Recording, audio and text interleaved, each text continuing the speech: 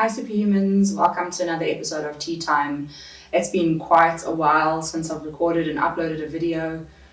I don't know, I think sometimes when things get a little bit hectic in my life, then this is one of the first things that goes, which is ironic because it's also one of the things that makes me the most happy in my life. Hearing the feedback from you guys that it makes a difference, every person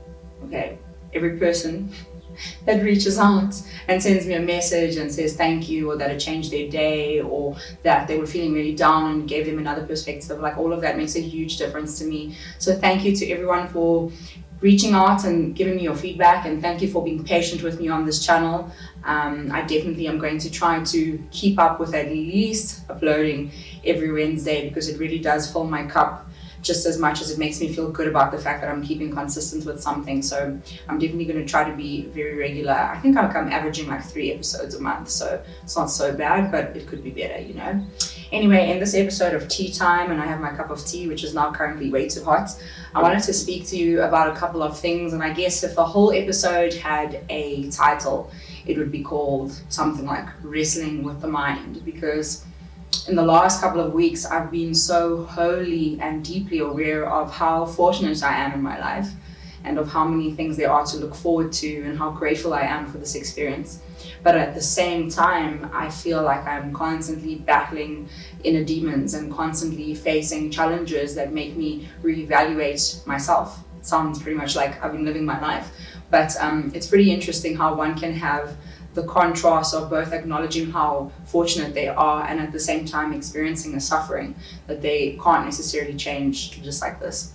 So one of the first things that I wanted to speak about is the concept of the ego. Now, my understanding of the ego in former years, as opposed to this year, has been very different. I always thought of the ego as being something that tells you that you're better than everybody else. It's been like the voice in your head that just makes you think that you're superior to everyone else. But it was Eckhart Tolle, who you know that I refer to a lot on this channel because he really has changed my life in so many ways, especially with his book A New Earth. And in that book, he mentioned something really interesting, which is that, you know, the ego is not only about, you know, having a superiority complex. And really, you know, if somebody seems to be really egotistic, then that image of them portraying themselves as superior is because deep down inside they fear that they are inferior. And conversely, people who constantly put themselves across as having a low self-esteem, who are constantly bashing themselves down and who portray themselves as inferior, actually have an internal belief that they are superior. So how is that to boggle your mind about what it really is to be egotistic and to be ego-based? And I've realized that in so many interactions that I have, I can, especially when there's some sort of like argument or disagreement, I'm quick to go into the mindset of like, who do these people think they are to speak to me like this? Or I deserve better than this. And I've come to learn that is the ego, loud and proud. But a beautiful thing about that, you know, is that the more that we acknowledge the ego, the more it diminishes in size. So just having that simple awareness and monitoring your self-talk is the main thing. You know, as soon as it comes from a position of entitlement, a position of comparison, or position of judgment, then you can be damn sure that that's your ego that's speaking. And even what I've started to say in conversations with people, which is really silly, but it actually helps me, is to say, my ego feels offended by that. And as soon as I create some sort of distance by the thought, by the feeling and myself, I feel it dwindle at a much more rapid pace. I still get frustrated over things. I still get jealous and angry and just experience all of these emotions that come from a place of fear and insecurity. But I'm finding that the more awareness I place on it and the more I'm able to acknowledge when it's my ego that's acting up, the more quickly I can move past that negative experience. And that for me has been a really beautiful thing. So I would really recommend to you to really start monitoring your self-talk. Awareness is like the brightest light that you could shine on your path to spirituality.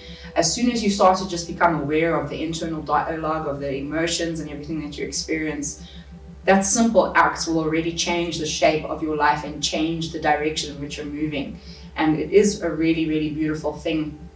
And often when I'm speaking with people and I'm explaining this to them, they'll tell me like I'm over analytical, I'm over critical. Perhaps I can rephrase it a different way. And maybe it's more that I'm just aware of my self-worth and those sort of things, which I think are very valid points. But I also think that I'm not afraid to look my ego and my flaws dead in the eye.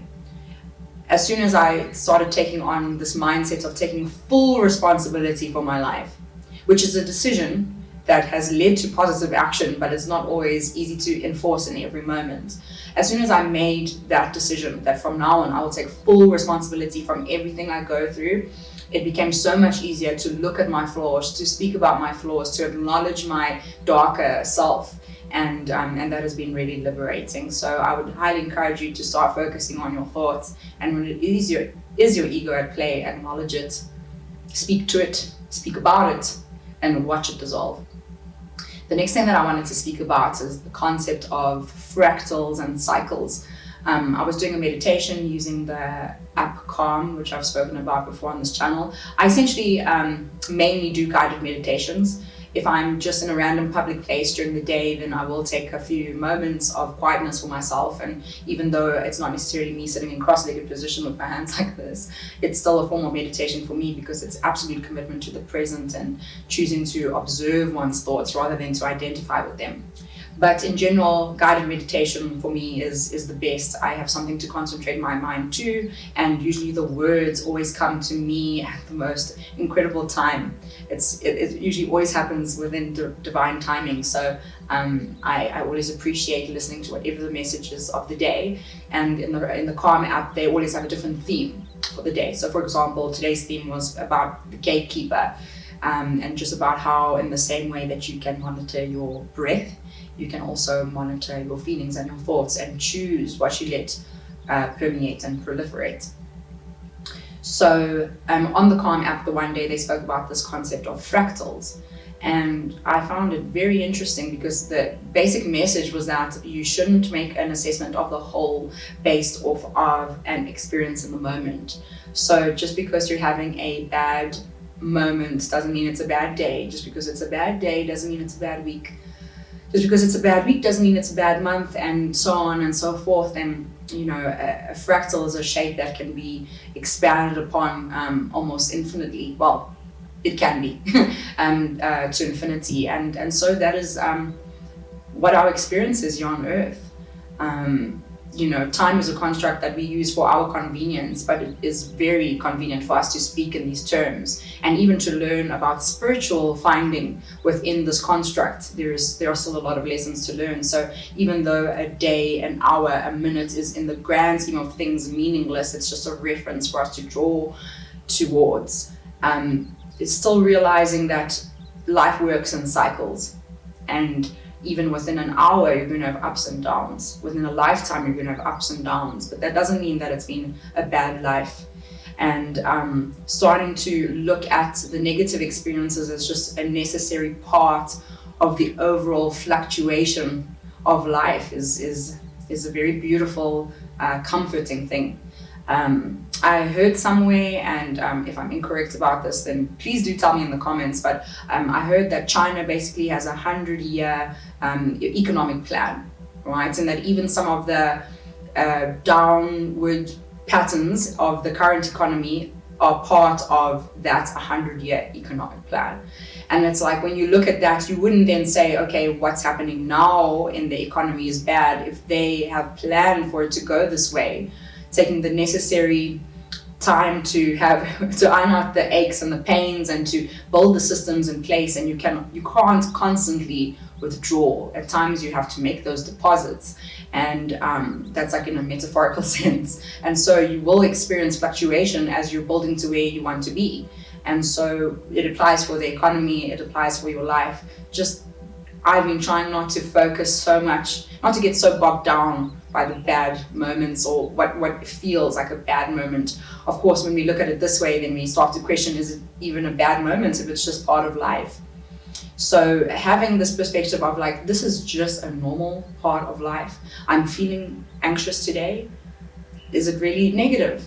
maybe no, maybe this is just exactly what every other human being is experiencing. Maybe this is just the fact that I'm human means that this is a consequence of it, and that's okay. And once you embrace something as it is and you no longer fight it, it becomes so much easier to deal with. I was doing so well. I think that whole segment was recorded in one shot. I'm trying to do this so I make it easier for myself to edit these videos, because it might take me 10 to 15 minutes to record it, but then it takes me a hell of a long time to edit it. So the more stream of consciousness and connected I can speak, the easier it will be for me to edit. Well, this is what I'm hoping anyway. So this is the second shot. But I also wanted to talk about paying attention to a specific quote or a specific phrase as a mechanism for your spiritual evolution. So something that I've been doing recently, well, I've always been listening to podcasts and reading books and watching YouTube videos, you know, for as long as I can remember. And I've always found that to be deeply fulfilling. And like, I feel like I have 20 therapists with me at all time, even though I'm not paying for them. Well, I am paying for some, like I pay for the app Audible. So, but most of the content is free, and I have access to it at any time. And yeah, it's essentially unlimited. And this is just the power of the internet today and the magnitude of resources that are available to us. And I would take a quote that I hear from a podcast, from a book, and I would really use that as a point of focus throughout my days, to find circumstances throughout the day that reinforce that quote, to see if I can find examples of when that quote no longer holds up, to use it as a point of reflection, as a filter for which I'm trying to navigate through life and my problems and, you know, positive aspects of life through that specific quote. And I've just found it like very, very, very helpful. It's something simple, but sometimes taking just a small segment of something and dissecting it as deeply as you can and figuring out how you can put it into your life is the best way that you can actually learn. I think sometimes we overwhelm ourselves with volumes of information, but then how much of it are we actually resonating with and learning? I would rather read a fewer amounts of pages a day. I would rather read a single paragraph a day, a single sentence, and have that sentence revolutionize the way that I view the world, than read a whole book in a day and have none of it resonate with me. So I'll take something like a quote. So for example, the quote that I've been reflecting on in the last few days, which is something that I've sat with many times before because it's just so good. Alan Watts has a quote that says that the only way to let muddy water clear is to leave it alone. And this for me has been such a pertinent quote, and it just came up to me. It came back into my mind a couple of days ago, and I thought, just how relevant is that?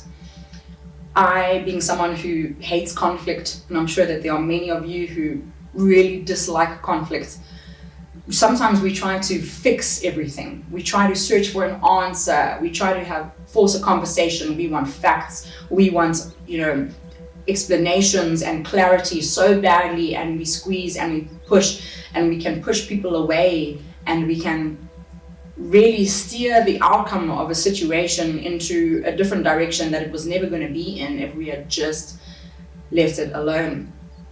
And sort of in line with this is when I was flying back from Hong Kong to Johannesburg a few weeks ago. I have such good footage from my trip to Mongolia. I really need to make a vlog video, and I'm committing to that here so that I do it, or else I won't do it, maybe. But I really want to put that together because Mongolia was just the most incredible place. I can't even speak highly enough of it, but anyway, that's a different story. But when I was flying back home, and I was on the plane, I'd flown from Ulaanbaatar in Mongolia to Hong Kong, and then from Hong Kong to Joburg. And then when I was on the flight, I took out my journal, and I just started dissecting all of my romantic relationships that I'd experienced in the last 1.5 years or so, because I keep on reverberating the story that my romantic life has been really challenging in the last few months, which I understand why I say that, but sometimes we identify so much with our stories, I think we feel sorry for ourselves a lot. Anyway, so I decided to write down what it was that attracted me to the relationship, what happened during the relationship, and why it ended. And when I put all of the information together and I reflected on it, I found that the number one reason that things didn't work out is because I rushed things. And I tried to force answers in situations, and I tried to cajole a response most of the time to try to protect myself. Like, well, if we're not going to work out, I just want to know now, and all of that, I think it's the antithesis of what Alan Watts meant in his quote. If you want to let muddy water clear, the only way is to leave it alone. When things are tough, when there is a bad vibe, sometimes the best way to deal with it is to do nothing, to just let time pass, to just let people go through their own processes, which they are all the time. People are constantly experiencing their day and reflecting, and I'm sure you've had times where you've had a fallout with someone, and day after day after day, you could only see things from your perspective, and you remained angry and resentful and frustrated, and then one day you see things from the other perspective, or one day all of that loosens, and then you want to rebuild a relationship with them, but then you might appreciate the fact that they gave you space in that meantime to work through it at your own pace. So I've been reflecting on that quote, and it's been really, really helpful to me. And that's a quote that I've been reflecting on. And then a word that I've been reflecting on, which is even more than just in the last few weeks. I actually realized that if there's one thing I want to be remembered by in this life, I want people to think of me as having been brave. I have made many mistakes, and there are many more to come. And I've had some successes, and there are many more to come.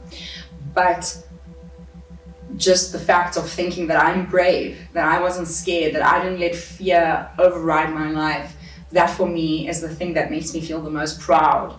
And I always try to provide encouragement for myself when I do push past my fears. And I have a lot of sore points about some of the things that I'm so afraid to do, because logically it seems so silly, especially when others seem to be able to do it so easy. But I truly think that everyone on this earth has something that they were destined to do, and an indication of the thing that they were destined to do is the fact that there is a major challenge that they have to overcome on the path to get there, and we'll feel it. If there's something in your life which makes you feel tight, which makes you feel like, oh my goodness, I want this so bad, but I have this thing that I have to overcome. That is the thing that you need to overcome, that is necessary for the evolution of your soul. And I definitely am very aware of what mine are, which makes it easier, but also makes it at times so very sad.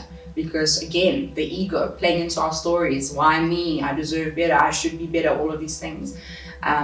So yeah, reflecting on a phrase and reflecting on a quote can be effective mechanisms for evolving our spirit and for moving in the right direction. It doesn't always have to be about meditating for an hour, about going to sit in the temple with the monks, about reading the entire Bible. You can do all of those things, but if you don't do it with spirit, then there's no point in doing any of it at all.